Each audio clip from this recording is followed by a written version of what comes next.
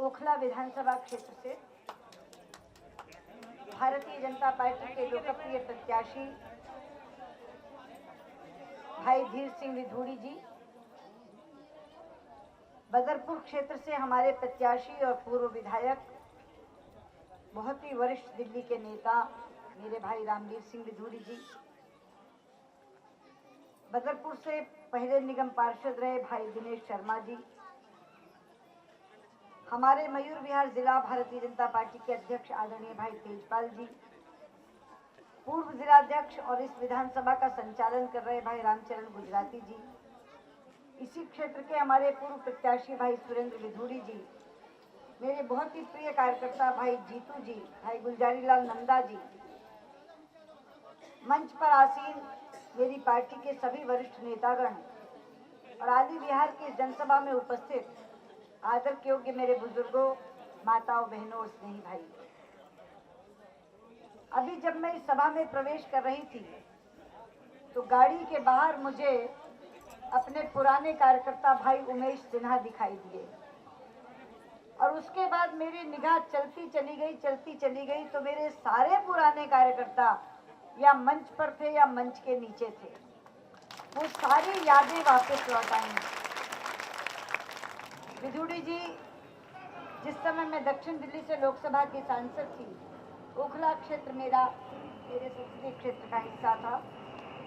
आज परिसीमन के बाद इसका चरित्र वो तो नहीं रहा, लेकिन मेरा नेहरू प्लेस का बहुत बड़ा कैंप था जो आज भी यही है। मेरे सारे कार्यकर्ता यहाँ बैठे हैं, नेहरू प्लेस वाले। और किसी भी कार्यकर्ता से मेरा केवल राजनीतिक संबंध नहीं था, इनसे मेरा पारिवारिक संबंध था और इसीलिए आज तक इतने वर्ष से ये सीट छोड़ने के बाद भी इन लोगों का वो पारिवारिक संबंध बना हुआ है, घर में आना जाना बना हुआ है। इनकी सबकी तरफ से मैं एक विश्वास दिलाती हूँ कि वो नेहरू प्लेस तो धीर सिंह जी आप 100% वोटों से जीतोगे, वो पुराना भाजपा का है। मित्रों, मैं अभी रामवीर सिंह जी को सुन रही थी और बाद में जब धीर सिंह जी ने कहा कि यहाँ एक सीनियर सेकेंडरी स्कूल भी नहीं है, तो मैं बैठे बैठे सोच रही थी कि दिल्ली केवल देश की राजधानी नहीं है, यहाँ दो सरकारें हैं। एक दिल्ली प्रदेश की अपनी सरकार है और एक कांग्रेस की सरकार का ये मुख्यालय है। होना तो ये चाहिए था कि दोनों सरकारें मिलके दिल्ली को एक सुरक्षित नगर भी बनाते और एक सुंदर नगर भी बनाते और दिल्ली वासियों को इतनी नागरिक सुविधाओं से लैस कर देते कि दिल्ली में रहने पर लोग गर्व करते। रामवीर सिंह जी का विदेशों में जाना हुआ होगा। हर देश की राजधानी में लोग इसलिए आते हैं कि वहाँ नागरिक सुविधाएं मांगनी नहीं पड़ती, अपने आप मिलती हैं। लेकिन मुझे दुख होता है जब मैं दिल्ली की तरफ देखती हूँ कि आज़ादी के 65 साल बाद भी मेरे दिल्ली के लोग पानी के लिए तरसते हैं, सड़क के लिए तरसते हैं, नाली के लिए तरसते हैं, पानी की निकासी के लिए तरसते हैं, स्कूल के लिए तरसते हैं, अस्पताल के लिए तरसते हैं। दोनों सरकारें मिलकर सता रही हैं दिल्ली वासियों को। अगर केंद्र की सरकार खाने पीने की चीजों के दाम बढ़ाती है, डीजल पेट्रोल गैस के दाम बढ़ाती है, तो दिल्ली की सरकार बिजली और पानी के दाम बढ़ा देती है। ये मेरी बहनें बैठी हैं, महंगाई की पहली मार इनकी रसोई पे पड़ती है। क्या भाव है? आटा, दाल, चावल, चीनी, तेल, नमक। पति की आमदनी में 1 रुपए की बढ़ोतरी नहीं होती और रसोई का बजट 3 गुना बढ़ जाता है। क्या तो खाएं और क्या खिलाएं। पर मुझे खुशी है कि अभी 3 दिन पहले हमने अपना घोषणा पत्र बनाया, उसमें दिल्ली वासी की हर समस्या को चिन्हित करके हमने उसका समाधान दिया। अभी रामवीर सिंह जी ने बताया, हमने तय किया है कि जो कंट्रोल रेट के सिलेंडर हैं, भारतीय जनता पार्टी की सरकार आते ही हम उनकी संख्या बढ़ाकर 12 कर देंगे और आपको 12 सिलेंडर कंट्रोल रेट और 30 दिन के अंदर हम सब्जियों के दाम नियंत्रित कर देंगे। ये भी हमने आपसे वादा किया। बिजली के बारे में उन्होंने बताया कि हमने कहा है कि 30% कटौती कर देंगे। इसका क्या अर्थ है? इसका अर्थ है अगर बिजली का बिल 1000 का आया है तो हमारे आने के तुरंत बाद वो 700 रुपए का हो जाएगा। 300 रुपए की राहत आपको मिलेगी। हमने और भी बातें तय की। हमने तय किया है कि जिन बुजुर्गों को सरकार से पेंशन मिलती है, विधवा बहनों को पेंशन मिलती है, विकलांग भाइयों को पेंशन मिलती है, हम पेंशन की राशि बढ़ाकर 500 रुपया बढ़ा देंगे। जिसे 1000 मिलता है उसे 1500 मिलेगा। और 70 बरस से बड़ी उम्र के जो मेरे बुजुर्ग हैं वो हमारी सरकार आने के बाद 2000 रुपया मासिक पेंशन। एक और फैसला बड़ा अनूठा किया। हर्षवर्धन जी जो हमारे सीएम बनने वाले हैं वो पेशे से डॉक्टर हैं। उन्होंने 25 दवाइयों की एक सूची बनाई।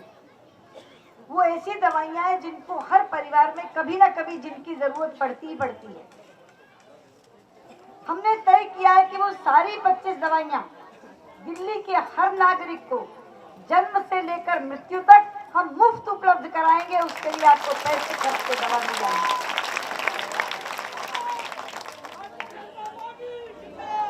मेरे युवा साथी खड़े हैं, आपके लिए हम अलग योजना लाए हैं। दिल्ली सरकार यहाँ के युवाओं को एक स्मार्ट कार्ड देगी, रियायती दर पर देगी। उसी स्मार्ट कार्ड से आप मेट्रो में भी सफर कर सकेंगे, उसी कार्ड से बस में भी सफर कर सकेंगे और कल को जब मोनो रेल आएगी तो उसी कार्ड से आप मोनो रेल में भी सफर कर सकेंगे।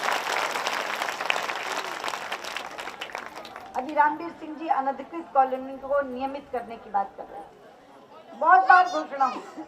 एक बार 1639 अनधिकृत कॉलोनियों की सूची भी बनी। वो घटते घटते घटते 315 पे आ गई। और वहां भी बात किस बात पर अटक गई कि वहां की एसोसिएशन 50,000 रुपया एकड़ के हिसाब से पैसा जमा कराएं तो कॉलोनियां नियमित होंगी। और आज तक एक कॉलोनी भी नियमित नहीं हुई।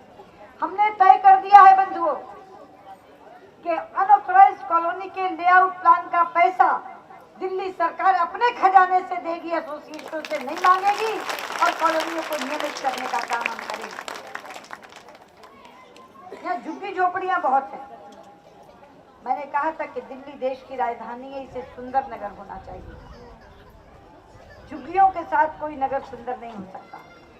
इसलिए हमने तय किया है, एक योजना बना रहे हैं, अटल जन पुनर्वास योजना, जिसके तहत जहां झुग्गी वहीं मकान, उन झुग्गियों को मकानों में परिवर्तित करने का ऐलान किया है हमने। और जहां आपकी झुग्गी है वहीं मकान बना सकते। हमारी दृष्टि तो नीचे तक गई है। जो अखबार वितरण करने वाले लोग हैं, एक हमारा पार्षद पिछली बार अखबार बेचने वाला बन गया।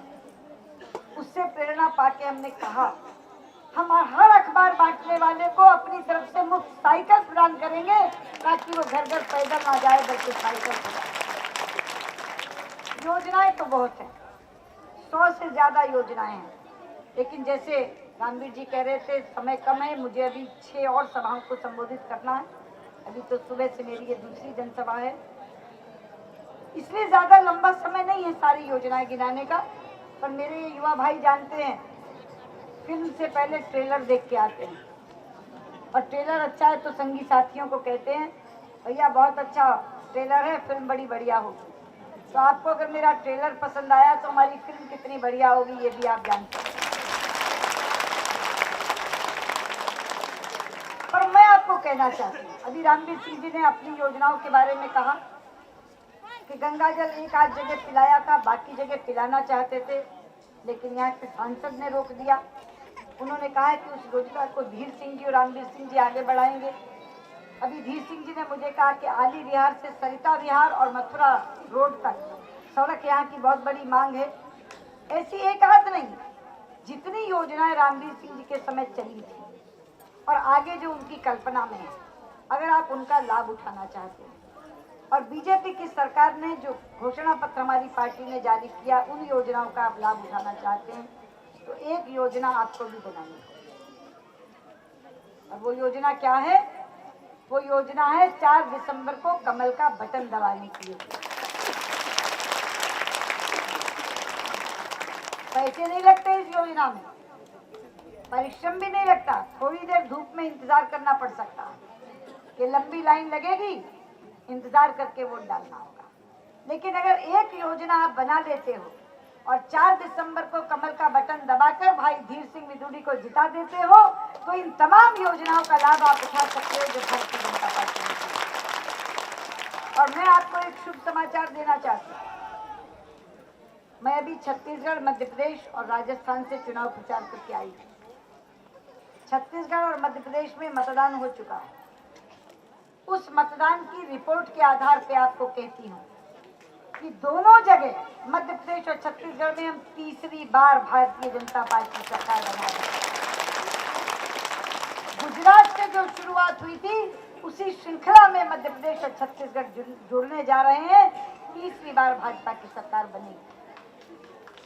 राजस्थान में मैं गई थी, वहां कांग्रेस विरोध की भयंकर आंधी चल रही है। वहां भी वसुंधरा राजे जी के नेतृत्व में भारतीय जनता पार्टी की सरकार बन गई। तो दिल्ली वासियों, ये एक माला गुथ रही है, विजय माला। इस विजय माला का आखिरी मनका आप पिरोगे, क्योंकि आपका मतदान 4 दिसंबर को होना है, राजस्थान का मतदान 1 दिसंबर को होना है। इस श्रृंखला को टूटने मत देना, इस कड़ी को कमजोर मत करना, क्योंकि देश का रास्ता दिल्ली से होकर जाता है। दिल्ली में भाजपा आएगी तो देश में भाजपा आएगी। उस योगदान के लिए आप इस माला को टूटने मत देना। इस धागे को मजबूत रखते हुए इसमें कमल दर कमल, कमल दर कमल पिरोते जाना। ओखला का हमारा कमल है धीर सिंह विधूड़ी, बदरपुर के हमारे कमल है रामवीर सिंह विधूड़ी। ये दोनों कमल उस विजय माल में गूंथ देना, ताकि एक बड़ी माला कल को हम भारत माता के गले में कमल की पहना दें।